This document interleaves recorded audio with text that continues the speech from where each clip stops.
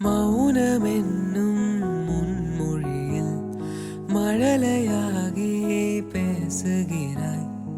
ஒலிகளில்லா நம் உலகில் கவிதை சாயம் பூசுகிறாய். கனவா நனவா தெரியா நிலையே பகலை இரவாய் பழகும் கலையே.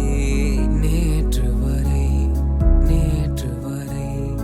தனித்திருந்தேன், யாருமில்லை. இன்று முதல் தொடங்கியதே உலகின் முதல் காதல் கதை. அனலாக வேகும் பனி போல மோதும் மழை கால மேகம் கண்டே. கரை சேர வேண்டும் கடல்